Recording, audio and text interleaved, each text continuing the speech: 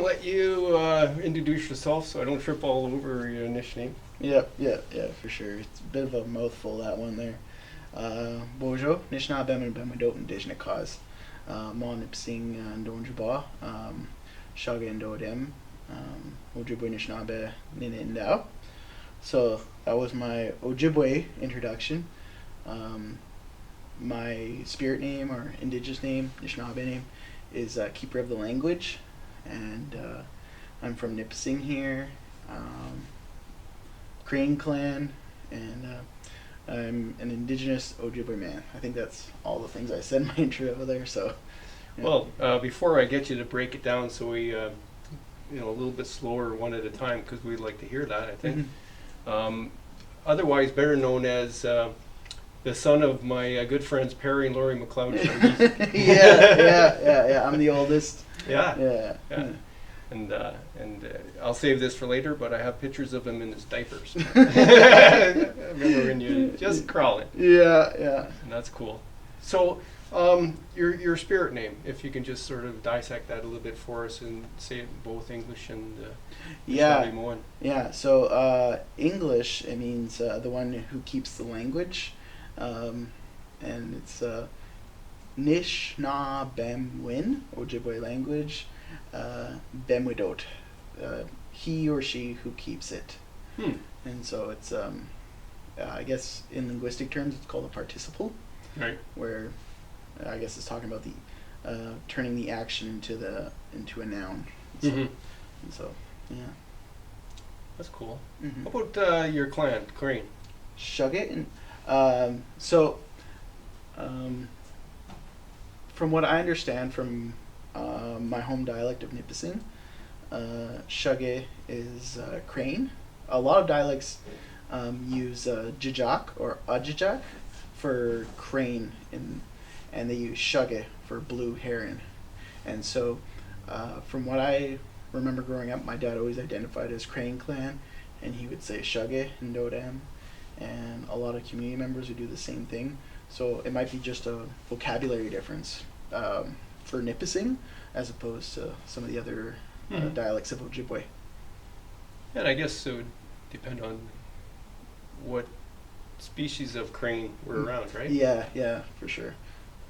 Yeah, because it would be blue and green. There's different. Mm-hmm. Yeah, I didn't even know there was a green one. I know there was blue heron, sandhill crane, and stuff like that. Yeah, well, that's cool. Mm-hmm.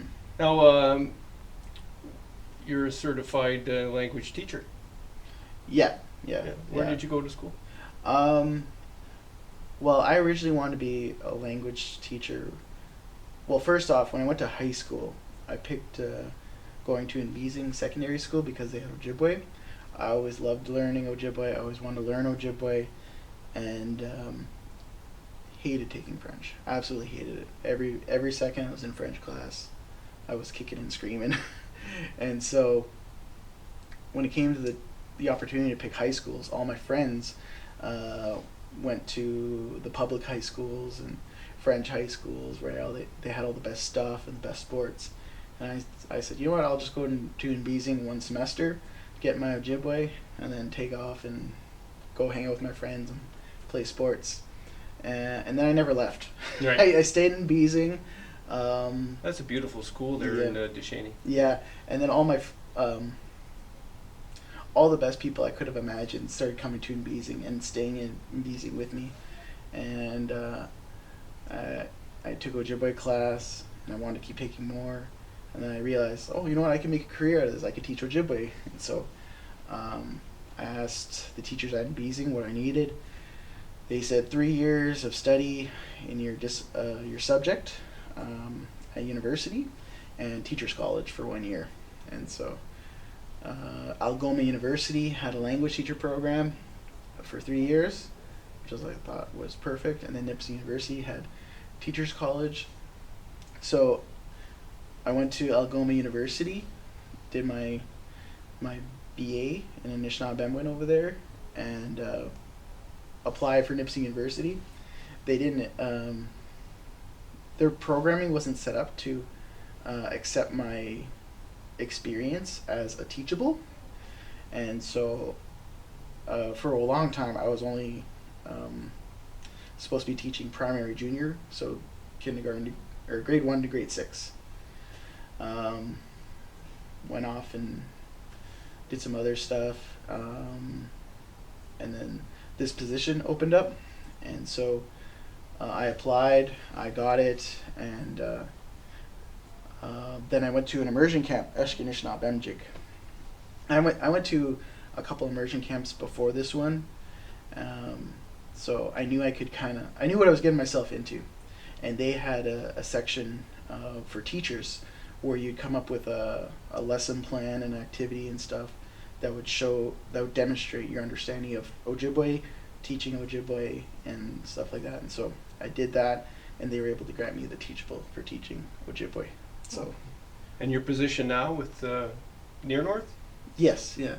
So I'm the Ojibwe language teacher, pretty much the Ojibwe language department though for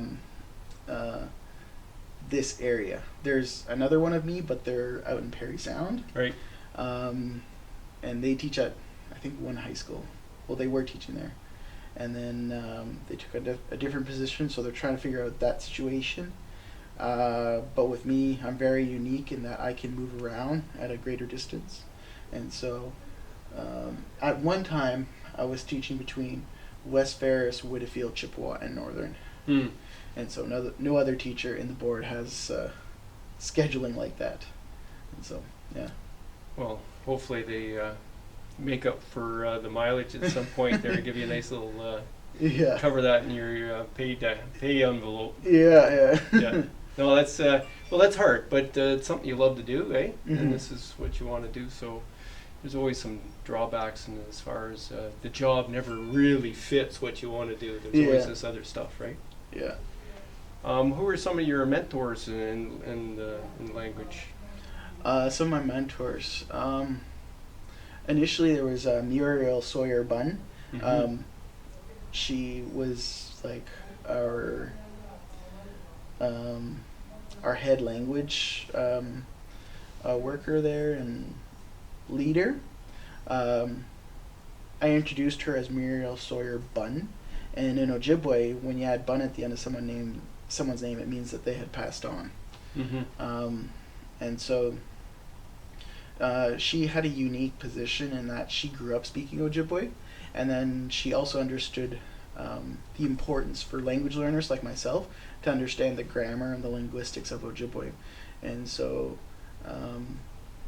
she was some of my first exposure to the grammar and linguistics and stuff, figuring out the patterns and stuff like that, and being able to apply them on a bigger scope.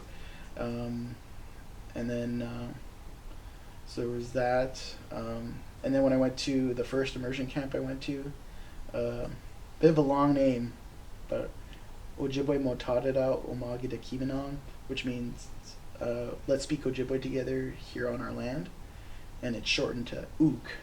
That's what a lot of people call it, OOG, OOG. And so I remember prior to going to OOG, I felt like a real hotshot. I had a really big head. Comes with being a McLeod, no? Oh yeah, definitely. But like, because I'd excelled so much with Muriel, and I went to other programs, I had always been top of my classes and stuff like that. Teacher's pet. Yeah, teacher's pet, definitely. And then when I went to OOG, I thought I was like top-notch stuff, and I got humbled really quick.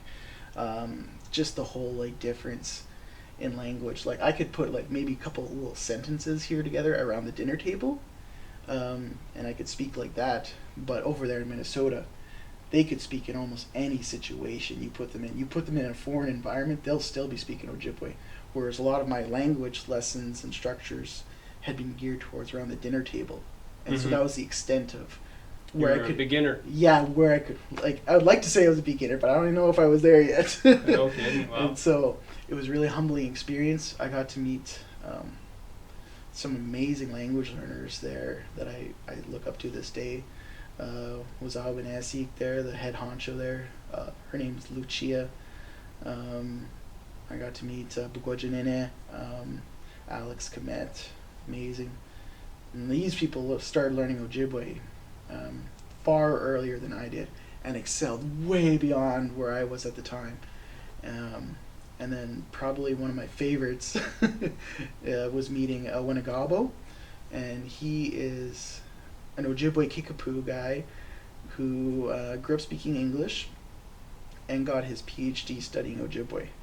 And he's got a really crazy in-depth knowledge of Ojibwe, and he's written some really important pieces of literature for us language learners for understanding Ojibwe. There's these little things called discourse markers that as learners we have a hard time understanding. And I remember watching a comedian on Facebook talk about the word ass, like how it has so many different meanings in just such a small word. And it's the same thing with the discourse markers. Okay. So like depending on the context, it could mean something What's good, an example bad. of a discourse marker? Sa Sa. in Ojibwe. Are you talking about English or Ojibwe? No, Ojibwe. Ojibwe, yeah, sa. And so sa has a few functions. Some of it or one off the top of my head, it expresses finality. So like, there's me, like that's it. But then there's misa or that's effing it right there, like. And so there's that kind of emotional tug it brings to it. Oh, okay. And then there's another discourse marker like dush. Again, has different meanings, but for off the top of my head there, when my son is fussing about something, like he wants to do something, I could ask him like, "Onda wa nankian" means what do you want to do? Or I could ask him, "Onda dush wa nankian," and it means what exactly do you want to do? Okay. And so different emotional tugs and stuff like that. Interesting. Yeah. Now, when I first thought of doing an interview with you, actually I thought of it a couple of years ago when you were just getting it and looking at doing podcasts and whatnot. But most recently, North Bay City Council has approved the renaming of the Marathon Beach to your great grandfather. 5 greats in there, I think. Like Chief Shabogesic. So I wanted you to come and help people understand how to say it and how it's okay to say it. And I was noticing it looked like a silent O almost. And the beach part. So maybe you can walk us through Shabogesic, Jigbik. Yeah. You could do better me. Yeah. So this is I just try to say Ojibwe words fast. Yeah. Shabogesic, and then that's actually not bad. The thing is with the spelling though, because back in the day, Indigenous people were kind of assigned the spelling of their names. They didn't know exactly how to spell it. So where you recognize that there's a silent O, back in the day when Chief Shabogesic was around, that actually was probably a pronounced sound. And so he probably would have pronounced it Shabogesic. And through language evolution, the speakers have evolved to kind of drop what are known as short vowel sounds. So your short A, short I, and short O, like in the word Shabogesic. And so probably back in the day, he probably pronounced it Shabogesic, and now it's pronounced Shabogesic. And so the first sound in there is a zh sound. It's like a white noise sound, or in the word Asia. So that middle zh sound. And then we have a double A, which is pronounced aw, like awesome. So we got job, B, like in English, b. And then we got a G sound, k. And then normally when it's written, that kind of long E sound is written with 2 I's, but we pronounce it like an E. So job, gi. And then we have that ZH sound again there, the zh. And then I, single I sound, and then that last sound. Linguistically, it's written as a G, but with the more modern speakers nowadays. So the thing about that G is that in English, G's and K sounds are in the same kind of like area. So in English, we have a G sound here, and we have a K sound here. In Ojibwe, because it's like a whole different culture, we come to things at a different perspective. And so what actually happened was our perception of a G is in the middle of that G and K sound for our English ears, and then the K sound is a little bit harder. And so while it can be written with a K or a G, and it can sound either way, linguistically it's written as a G, but you can pronounce it as a G or K. So Shabogesic or Shabogesic. So yeah, bit of a can of worms there you opened up. Yeah, well, Yeah. I like to look at the roots of words and Yeah. whatnot in Yeah. English as well as in any language, really. Mm-hmm. I also wasn't very good at French. In fact, like I was in elementary school in Pennsylvania up till grade 6.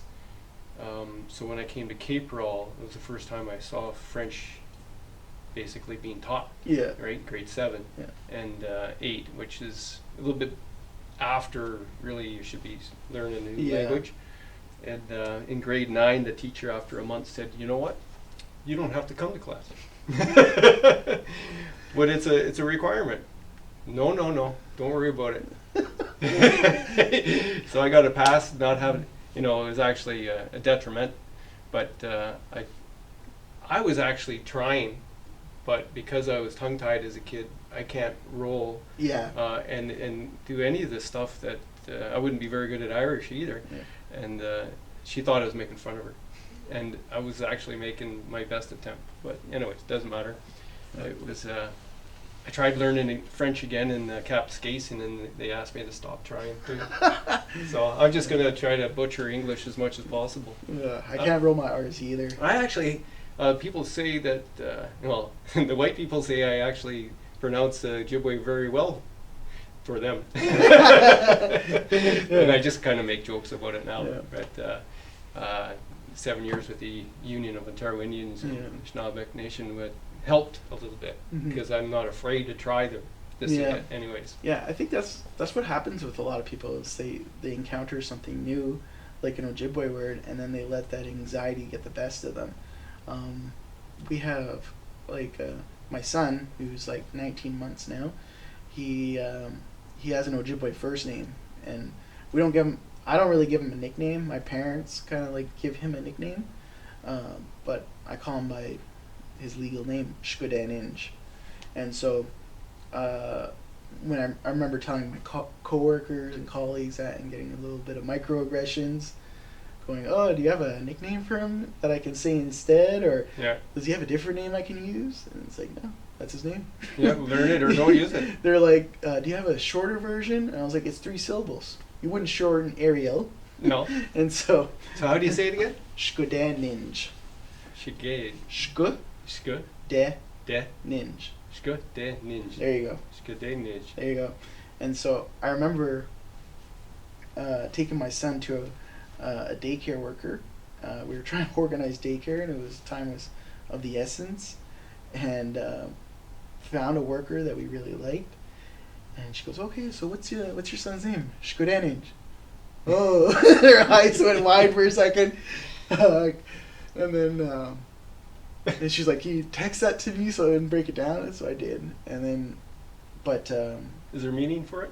it means hand of flame, Mm. hand of fire. And so she like, but it was. She was nervous at first, but then once she did what you would do, like say it a little bit quicker, get over that anxiety and stuff, she's like, "Yeah, it's not so bad anymore. Throw some more Ojibwe at me." Yeah. So Yeah. so she tries to incorporate as much Ojibwe as she can with him, which is really great for us. And so yeah. I find the single words are come easier once you start saying them. And actually, like when you really look at it, it makes more sense phonetically than English. Yeah. Yeah. Like English is a mystery. I'm not sure how they figured that out. It's a tossed salad of languages, of course, right? Yeah. I often I do one lesson in my high school classes. One of the first lessons is the writing system, and I'll try and pull up examples of words where they have the same sound but radically different spellings. And then I'll often tell my students that English is drunk and needs to go home. It's like, those spellings are messed up, man. With Ojibwe, at least they're consistent. Yeah. And the grammar's not easy either, right? English grammar is not that easy if you get really into the fine-tuning of everything. Yeah, there's always exceptions to rules and stuff like that. Like, I've been writing for as a profession for 30-odd years, and I tried teaching English to pharmaceutical tech students at CIS. Is it CIS? Canadian Career College? CC. Canadian Career College. CC. C, I guess. They employed me, I don't know why. And it was just a 3 nights or 4 nights or something like that one week, and I was trying to teach them the basics. And they were really studious. They were all over. It was a Zoom type situation. And I really don't know grammar. I really don't. I just write, right? And my English teachers in high school were the most surprised to find out how to make a living writing, because I never passed a grammar test. I wouldn't be able to put it together. It's almost like it's a puzzle. But if you just like English grammar, if you want to be specific, is like a puzzle that has to be put together right. But you could just paint with your fingers and make art. And that's what I do when we're writing. I write as people speak and think. I do anyways. I try to, and it works. Yeah, that's similar to how I structure my classes too. I try to get across that to my learners that with Ojibwe, they're like puzzle pieces, but you can rearrange some of the figures within the puzzle in different ways to orient how you're trying to express yourself. So like you can use the grammar as puzzle pieces to form someone in a running pose, or you can take those same pieces and have them do a different pose. And so that's how I try and organize my classes and my content for my classes. An A+ in writing in English is, did you get your point across? If you got your point across with one word, that's all you need. You don't need a bunch of words. So I guess it's probably the same too. And there's all of these other cues that we have when we're speaking, right? Facial expression and whatnot that give you a hint of what the actual intent is. Do you teach any of that? A little bit. I'm not as strong language-wise to do some of that, but I do touch on some of that. And so one of those things I touch on is what's called the pejorative suffix in Ojibwe. It's where you add an ish at the end of something. And so for the general language learners, they interpret the pejorative suffix as a negative thing. So like if you were like trying to make fun of my dad, you could say like Perry-ish, and like the subtitles would say darn Perry or damn Perry. But at the same time too, speakers have been known to take that ish and to say like, oh, be ish. And so the subtitles wouldn't say darn baby, it would say like sweet baby or something. And so when I try to get that across, I tell my students, pay attention to how their voices sound. If they sound angry, they're probably swearing. If they're sounding sweet and like, well, tone has everything to do with it. Then they're probably not saying like, oh, mother effing baby. So, you don't have to try hard to make fun of Perry, do you? No, it comes naturally. He does most of the work for you. That's funny. So I was thinking of something. How would you say over there? No, I'm trying to come up with a joke. I was going to say over. Use my nose. Well, actually, depending on the location. So the way I like to explain it is that you can use wede, and that's beyond walking distance over there. Mm-hmm. And then over there, that's kind of like within walking distance, is ma. Ma. Yeah. Other dialects, they would say ima for over there walking distance wise, and then ima for right here. Mm.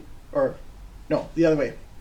Oma, or ima for over there, oma for right here. Oh, okay. Yeah. That's cool. Would you like to try to teach a couple words for the beginner viewers?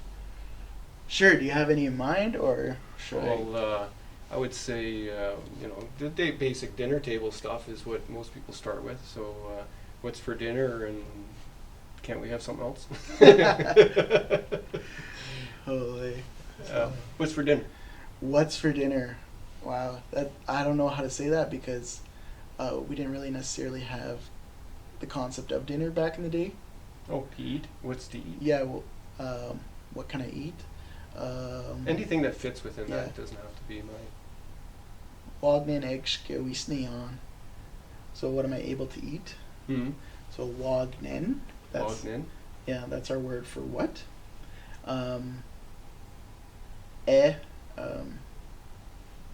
Bit of a grammar thing. It just needs to be in front there. And then there's a GSHKI sound. Now I usually run that E into the G, so you have egg, and then shke. And so that prefix there, that shke sound, means able to. And then wisne is our verb for eating, and then yon refers to yourself. Mm. So that's how you talk about yourself and ask, like, well, what can I eat? Yeah. Wagnin dash eggske wisne yon. So again, there's that dash, like, what exactly can I eat? Oh, okay, Yeah. cool. What do you usually start with in a class with new learners? So with learners, first I start off with the writing system, and then try and get them used to the sounds. For Ojibwe writing, there's no really alternative spellings, one spelling per sound, and it's consistent like that. And then I teach them some number stuff because it's not super applicable, but people like to learn that kind of stuff. And then when I get really into the language stuff, I start with nouns. And Ojibwe is a verb-based language, so some people might be some of Ojibwe language learners might be wondering why I start with nouns. And so I start with nouns because I find it easier to scaffold off of. Give learners something to learn that's easy, and start introducing grammatical concepts like singular and plural and stuff like that. And so we start building our language from there. So we start with nouns, singular and plural, and I might add in some diminutive, pejorative, like the ish sound there, and locatives and stuff. And then from there, I start teaching the verbs. So from that first noun lesson, depending on the unit, we might have a pool of words that the students recognize. And so they might be like nene, kwe, mkwa, and nimush. So nene means man, kwe means woman, mkwa, bear, and nimush means dog. And then so for teaching verbs, I'll get pictures of those nouns doing actions. And so in one of my lessons for introducing verbs, I have a picture of a dog sleeping. I present it to the class as nimush and ba. Hmm. And so when I present that, all the students are aware of is that nimush means dog. And so when they see that picture, they go, oh, that means the dog is sleeping. So when ba means sleeping. And so they start, I scaffold from there, and I start building, adding suffixes and stuff like that to the verbs and stuff, and really kind of develop their language stuff there. I noticed it's not an easy language for people to learn because there's not a lot of people to speak it with, I imagine. Yeah, that's one of the struggles, is that there's not a lot of speakers around or available. A lot of the speakers for Nipissing dialect in particular are in an advanced age group, and so especially with what we went through with COVID, couldn't exactly bring them into the classrooms. So they were just far too valuable. Some of the other struggles for Nipissing in particular is just lack of quality materials to teach with and to study with too. And so teachers like myself are trying to rectify that. I base a lot of my methods and resource development on what they did at the Minnesota camp I went to, and Anishinaabemowin there, the more eastern, closer immersion camp. And so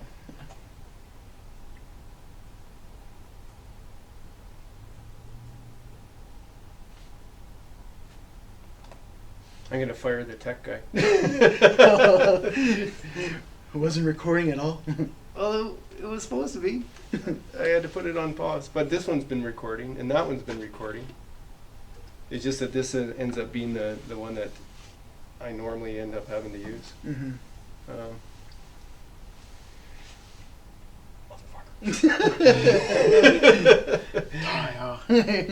What kind of, well, everybody asks this, I'm sure, what kind of curse words, or we got